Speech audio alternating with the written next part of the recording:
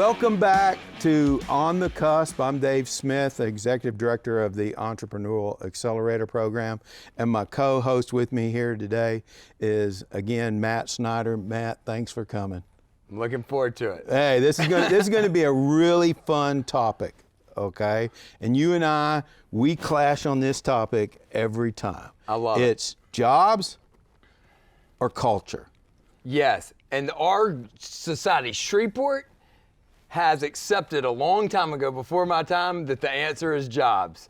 And I've always disagreed with it, and I've always wanted to have this. Well, how do we have culture? How do we have that culture that you want that makes people want to move to Shreveport?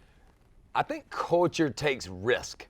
The places that you go that have cool culture, it's never an easy, safe thing to create that culture. And you're not really setting out to create the culture. You're doing risky things that are not done anywhere else, and it catches on in a big way and changes the city. I think you see that. Give me an example of where that really I think happens. you see that in Austin. I think you see that in Nashville. I think you see it. I mean, what a crazy story Las Vegas would be. Mm-hmm. You're talking about taking a risk and going, hey, we're gonna build this wild, fun, cultural place in the middle of the desert. Look at it today. I love it when you bring up Austin, because my coach, when we started 8 years ago, was John Sibley Butler at the University of Texas. He came here, he was our coach, talked Dr. George and I through how to build entrepreneurial wealth and investor wealth, key to that.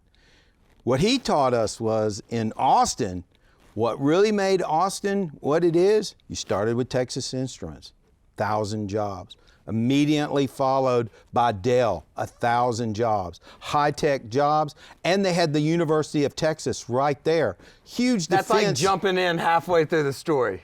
When I look at Austin as an oil and gas town very similar to Fort Worth, except they had a college. We're oil and gas town. And we're an oil and gas town. And what happened was these oil and gas guys had kids and they had money. And those kids stayed in Austin, unlike in Shreveport, because they had UT. So a lot of them were there. So you had these kids with money, the dads were in oil and gas. Well, oil and gas wasn't as cool anymore, right? And they wanted a scene different from cowboy boots and horses riding around like Fort Worth. Mm-hmm. So you had ACL.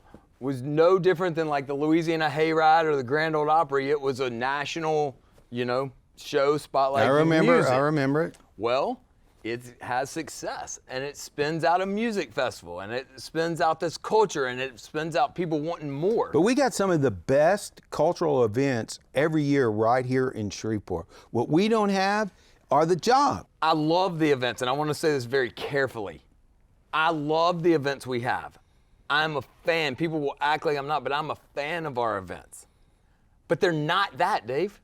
They're not. No, they're not important national events. They're not special culturally across this country. They're special for us who grew up here and love them, but they have to keep pushing the envelope. They have to keep going, or they're not But the anything. only way you can push our cultural events is with money, and you don't have people contributing, to those. There is not the money that is invested into, because once again, this goes back to that we've accepted the idea that jobs is how we're going to turn this ship around.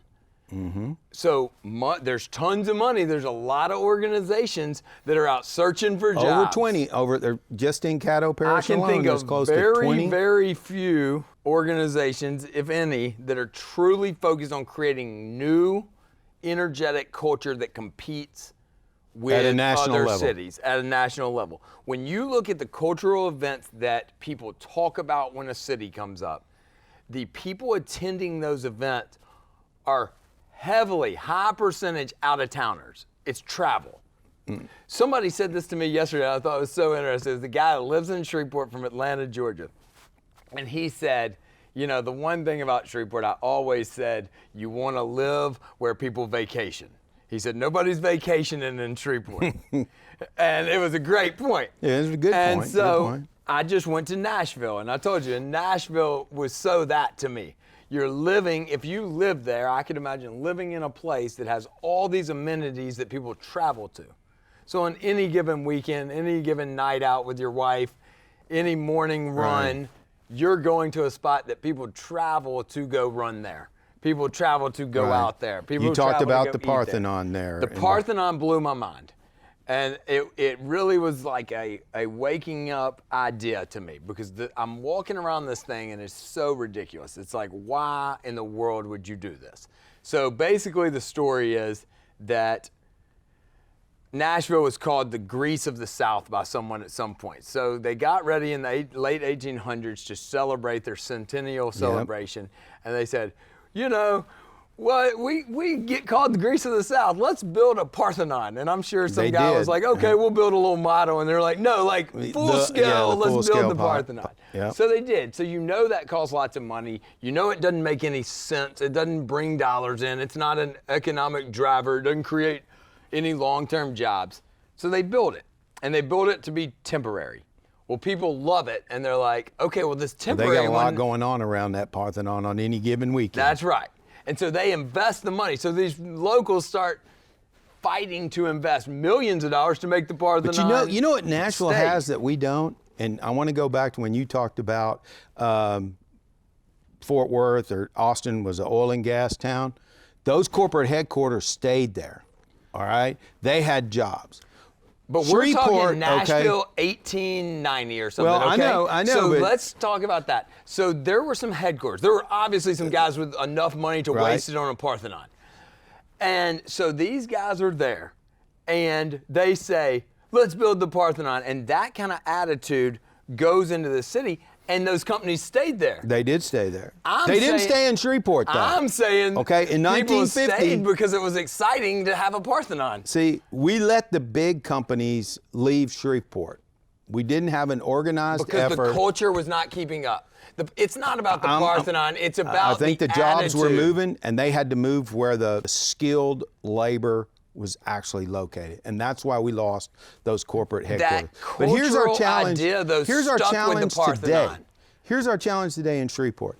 If you, Matt Snyder, go to the few remaining corporate offices and ask them, let's sponsor a corporate event, okay? I need you to be my corporate sponsor. I need you to do this for this big festival. They're gonna go, man, I'm tapped out. I can't tell you how many of them have told me, okay, I can't support another nonprofit or cultural event in Shreveport. We're tapped out. There's not a value on it. I don't buy that they're tapped out. Like you can drive around and there's a lot of wealth in this city. There's a lot of success in this city. We're not, as a community, we don't believe in the cultural piece. That's what I'm fighting for. We believe that everything would be fixed if we just got some more jobs. Man, the GM days. I'm one of the job guys. The GM days were so great. Well, were they really? Were they? I mean, I don't think they were that great, because Shreveport's still where it is. They definitely had an impact in the community. There were more homes being built. There were more people here, more people paying taxes. Okay, we didn't have an infrastructure problem because people were paying taxes, and Why aren't they here now? The jobs left. And Why? Now, why did they leave? Why did all these corporate headquarters leave? Why did GM leave? Why are all these? Because Houston made a better bid. Houston and Austin made a better bid for them than we did. We weren't thinking about, we absolutely must retain these. We must retain these key companies that are instrumental to not just the jobs and the tax base, but the culture as well. Because we get, our challenge is we get swept under the rug and everybody thinks we're just part of East Texas.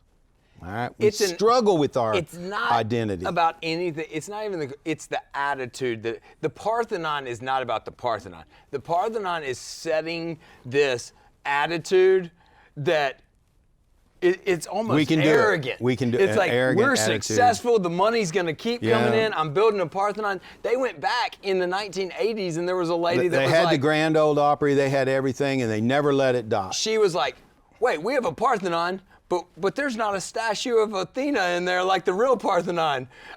What are we doing? So they raised another $10 million to put the statue of Athena in the middle of the Parthenon. And they did. It's a consistent sticking with Culture matters. So what do we need? What do we need? Who's got to do this? Because there's 20 economic development organizations in Caddo Parish right now. We need some organizations to put some funding into creating a culture. I mean, I think I'll give Gregory Kallenberg in the Film Prize as a great example. The whole Prize Fest thing, to his credit, he is the guy. He's done that. He is creating something that on paper doesn't make sense in Shreveport, Louisiana. You could put it in 1,000 other places and it would be a better fit, but he's fighting the hard fight to do it here. He's creating something that matters here. I hope a lot of my events are doing the same thing, putting our own money up, risking. But there's got to be organizations, just like the economic side has, there's got to be organizations that are not about protecting what culture Shreveport has. That's important. But they have to be about what can we do to grow a culture that matters nationally. I agree. And we got to have people we have to have our Shreveport. own identity. Yes. We got to be Shreveport. When we that got to be company Northwest Louisiana. looks at an opportunity of where they're going to move, and they look at 5 places. There has to be some emotional thing that happens to them when they see Shreveport, Louisiana. Right now, I don't believe that's there. I think they look at the list and they see Charleston, Austin, Lafayette, and you have thoughts. You say Lafayette, Louisiana. That's Cajun, baby. That's Mardi Gras. And they got it. You know, like, you know what that is. Mm-hmm. I don't think that CEO knows what emotional feeling he should have about Shreveport, Louisiana. If we don't bring him here and create that emotional connection to Shreveport, we don't win those. And there are private people, and we've had a lot on this show, that are doing it. They have. But it's just like if the economic, and there's a lot of private people doing the economic development maybe we thing. can get a few people to get together and really talk about this. How do we merge economic development with the creation of culture that generates that? If you did not have any of these economic development organizations, okay, like yourself, you would still have people trying to develop the economy in Shreveport, but it would be much harder on them to do. I mean, what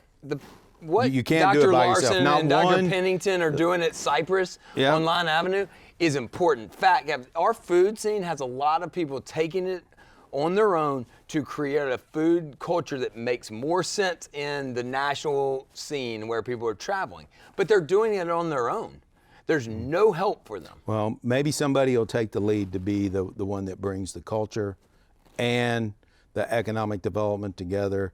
And because I'm going to tell you, all the economic development activities that we've participated in, economic development is a team sport. If you think one organization is going to lead it and close on a big deal for Northwest Louisiana, that's not going to happen. I can't tell you how many times, I've seen the approach that either it's in my backyard or it's not. I don't want to play. Okay? Yeah. That kills us. Yeah. And if we let that happen, we're never going to get the big that we need. We're not going to grow our own culture and make it thrive to where those guys. So much on the cultural side too. Yeah. But there's nobody. So there in the room is to common stop ground. It. Yeah. There is common ground, and we got to come together. And we're out of time, Matt. And this was a good one, man. All right, that's a good one. Thanks. Keep the conversation going. Yeah.